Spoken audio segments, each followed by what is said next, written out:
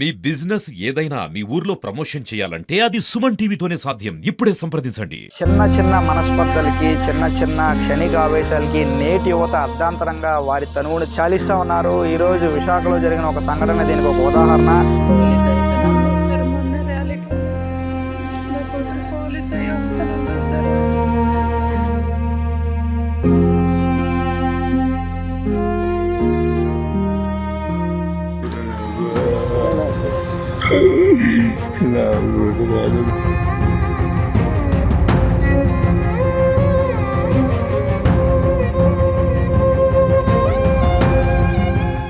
Welcome to Suman TV. నేను మీ చందు యాదవ్. ప్రస్తుతం చిన్న చిన్న మనస్పర్ధలకి, చిన్న చిన్న క్షణిక ఆవేశాలకి నేటి యువత అర్ధాంతరంగా వారి తనువును చాలిస్తూ ఉన్నారు. ఈరోజు విశాఖలో జరిగిన ఒక సంఘటన దీనికి ఒక ఉదాహరణ. పోలీస్ ఆఫీసర్ అవుతుందని చెప్పి తల్లిదండ్రులు మంచిగా పెంచి అన్ని పోలీస్ అవ్వాలని చెప్పి ట్రైనింగ్ కూడా ఇప్పించారు. పోలీస్ అవి అందరినీ రేపొద్దున సమాజాన్ని రక్షిస్తుంది అనుకున్న అమ్మాయి కేవలం పక్కింటి వారు చేసిన ఏదైతే ఉందో నలుగురిలో నిందించడం వల్ల, తన చేయని తప్పుకు నిందించడం వల్ల ఈరోజు తనువు తాలించింది. దీనికి సంబంధించి అసలు ఏం జరిగిందో, ఎట్లా జరిగింది, ఈరోజు పోలీస్ అవుతానన్న అమ్మాయి ఎందుకు ఊరి వేసుకొని చనిపోవాల్సి వచ్చిందో ఆ కుటుంబ సభ్యులను అడిగి తెలుసుకునే ప్రయత్నం చేద్దాం. ఏటో మాకు తెలియదు సార్. ఏ టైం మా ఇంటి దగ్గర నుంచి వచ్చింది సార్ ఇక్కడికి. నాకు ఆరోగ్యం బాగాలేకపోతే ఆపరేషన్ చేయిస్తాను అన్నది. వచ్చి శనివారం వస్తానమ్మా. ఈ లోపల ఇలా తెలిసింది సార్. అంతే సార్. భవానీ సార్. దానికోసం ఎక్కడ ఇంకా బ్యాడ్ నేమ్ లేదు సార్. పోలీస్ అయితే అన్నది సార్. మొన్న ర్యాలీకి వెళ్ళి నా కూతురు పోలీస్ అయ్యి వస్తానన్నది సార్. నా కూతురు పోలీస్ అయ్యి వస్తానన్నది సార్. ర్యాలీకి వెళ్ళింది సార్. విజయనగరం ర్యాలీలో కూడా పాస్ అయింది సార్ నా కూతురు.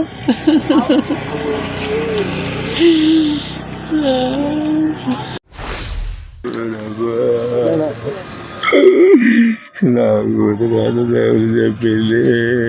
కూతురు నా కూతురు ఏటైనా తెలియదు. అప్పుడు నా కూతురు దేవుడు చెప్పడమే చెప్పింది. కూతురు నా కూతురు జాబ్ చేస్తాడండి. కూతురు ఎలా చదివేది పాప? తెలియదు. ఏం జరిగింది? ఏం జరిగిందో తెలియదు మనకి. మేము వైజాగ్లో ఉంటాము. ఆవిడ తెలియదు మనకి. పాప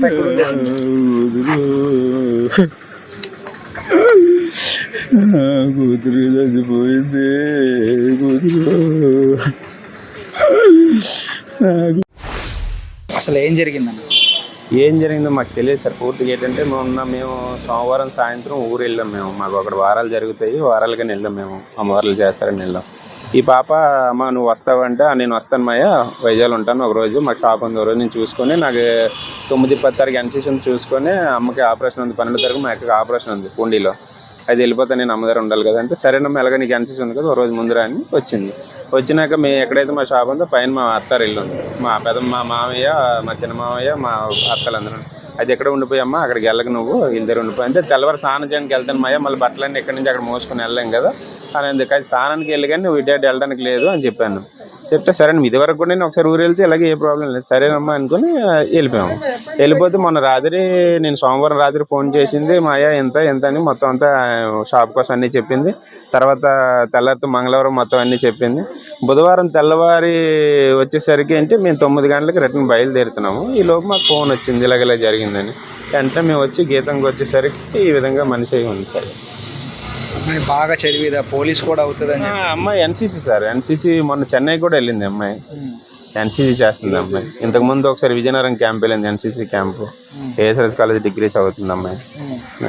ఎందువల్ల ఈ అఘాయిత్యానికి పాల్పడింది అమ్మాయి? అసలు వాళ్ళ హస్బెండ్తో మాట్లాడుతుందని ఆవిడ వచ్చి కొట్టడం ఏదో చేసిందండి సార్. ఆవిడ మాకు భయభ్రాంతులకు గురి చేస్తే ఈ అమ్మాయి ఏం చేసింది, భయానికి ఏమవుతుందో మాట్లాడింది లేదు, ఎవరికి తెలియదు సార్. ఏమవుతుందో తెలియక మా మామయ్యకి తెలిస్తే ఏమవుతుందో, మా అమ్మాయికి ఏమవుతుందని కంగారులో మరి చేసిందో మరి వీళ్ళు ఏం చేసిందో మనకు తెలియదు. అది అమ్మాయికి హెల్త్ ఇష్యూస్ ఏ జ్వరం వచ్చినా జబ్బు వచ్చినా ఆగదు ఎన్సీసీ విషయంలో.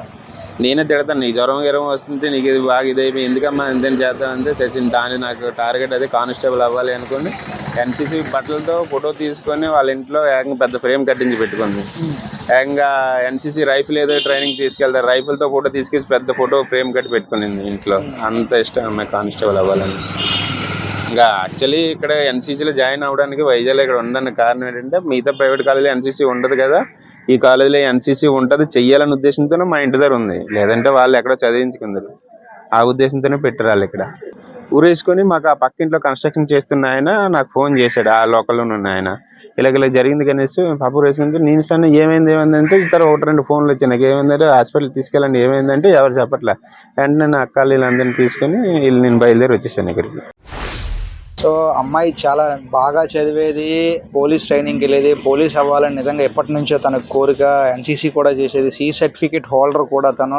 కేవలం చిన్న మనస్పర్ధల వల్ల ఎవరైతే పక్కింటి ఆవిడ వచ్చి నలుగురిలో నిలదీసి కొట్టడం ద్వారా తను ఈరోజు ఈ అఘాయిత్యానికి పాల్పడింది. రేపు ప్రజలందరినీ కాపాడుతుంది, పోలీస్ అయ్యి అందరినీ కాపాడుతుంది అనుకున్న నా కూతురు అవుతుంది. సో ఈరోజు నా కూతురు నా దగ్గర లేకుండా పోయింది. కేవలం ఇలా జరిగినట్టు నాకు చెప్పినా కూడా మామయ్య ఇలా జరిగింది మామయ్య, ఆవిడ అలా చేసిందని కనీసం నాకు చెప్పినా నేను ఏదో చేద్దును, కనీసం ఎవరికి చెప్పకుండా ఎంతో స్ట్రాంగ్గా ఉంటుంది అనుకున్న పర్సన్ ఈరోజు ఇలా ఉరేసుకొని మా అందరికీ దూరం కావడం నిజంగా బాధాకరంగా ఉంది. ఎందుకంటే మనస్పర్ధలు అంటే అసలు తప్పు జరిగిందే లేదో పక్కన పెడితే 10 మంది ముందు నలుగురిలో నిలదీయడం వల్ల ఏదైతే ఉందో తను చదువుకున్న అమ్మాయి, సో ఏం జరుగుద్దో మా అమ్మాయిలు తెలిస్తే ఏం జరుగుద్దో అనే భయంతో ఈరోజు ఉరివేసుకొని చనిపోయి నిజంగా మా అందరికీ దూరమైంది. పోలీస్ అవుతుంది అనుకున్న మేము కూడా ఎన్నో కలలు కన్నాం. తన కళలన్నీ కూడా ఈరోజు కళలుగానే మిగిలాయి. ఒక మంచి అమ్మాయిని మాకు దూరమైందంటూ కూడా కుటుంబ సభ్యులందరూ రోధిస్తూ ఉన్నారు. దయచేసి యువత అంతా కూడా ఈ మధ్యకాలంలో